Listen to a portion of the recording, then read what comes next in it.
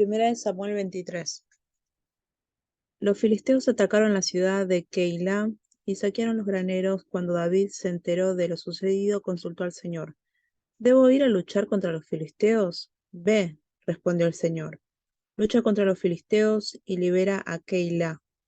Pero los soldados le dijeron a David, si aún aquí en Judá vimos con miedo, ¿cuánto más vamos a Keilah para atacar al ejército filisteo? David volvió a consultar al Señor y él le respondió, ponte en camino y ve a Keilah, que voy a entregar en tus manos a los filisteos. Así que David y los hombres fueron allá y lucharon contra los filisteos, derrotándolos por completo. David se apoderó de los ganados de los filisteos y rescató a los habitantes de la ciudad. Ahora bien, cuando Abiatar, hijo de Ahimelech, huyó a Keilah para refugiarse con David, se llevó consigo el efod. Cuando le contaron a Saúl que David había ido a Keilah, exclamó, Dios me lo ha entregado, David se ha metido en la ciudad con las puertas y cerrojos y no tiene escapatoria.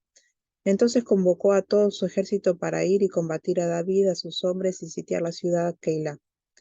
David se encontró de que Saúl tramaba su destrucción, por tanto le ordenó a Abiatar que le llevara el efod.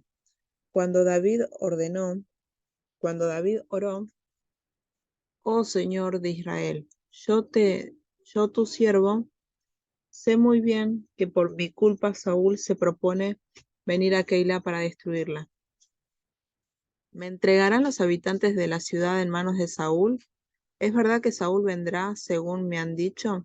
Yo te ruego, Señor Dios de Israel, que me lo hagas saber si vendrá, le respondió el Señor. Dios volvió a preguntarle, ¿nos entregará los habitantes de Keilah a mí y a sus hombres en manos de Saúl? Y el Señor le respondió, sí, los entregarán. Entonces David y los hombres, que eran como 600, se fueron de Keilah y anduvieron de un lugar a otro. Cuando le contaron a Saúl que David se había ido de Keilah, decidió suspender la campaña. David se estableció en los refugios del desierto en los áridos cerros de Zif. Día tras día Saúl lo buscaba, pero Dios no lo entregó en sus manos. Entonces David en Herodes, en el desierto de Zif, se enteró de que Saúl había salido en su búsqueda con la intención de matarlo. Jonatán, hijo de Saúl, fue a ver a David en Jores y lo animó a seguir confiando en Dios.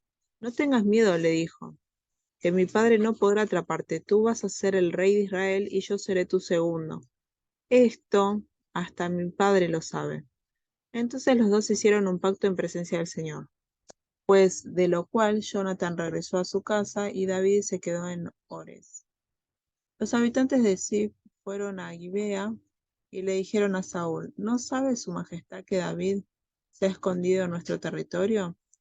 Está en el monte de Jaquilá, en los refugios de Ores, al sur del desierto. Cuando su majestad tenga a bien venir, entregaremos a David en sus manos.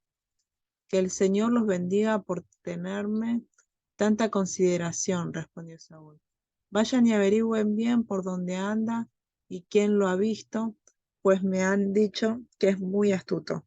Infórmense bien de todos los lugares donde se esconden y tráiganme datos precisos. Entonces yo iré con ustedes y si es verdad que está en esa región, lo buscaré entre todos los clanes de Judá. Los de Ziph se despidieron de Saúl y volvieron a sus tierras. Mientras tanto, David y sus hombres se encontraban en el desierto de Maón, en el Áraba, al sur del desierto. Cuando le avisaron a David que Saúl y los hombres venían a su búsqueda bajo el peñasco del desierto de Maón, al enterarse de esto, Saúl dirigió la persecución hacia ese lugar. Saúl avanzaba por un costado del monte, mientras que David y sus hombres iban por el otro, apresurándose para escapar.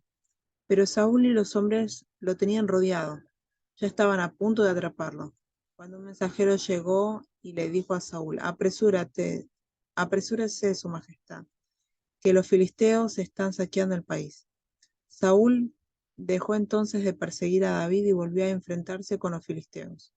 Por eso aquel sitio se llama Selah Hammalecot. cuando David se fue de allí para establecerse en los refugios de Engadi.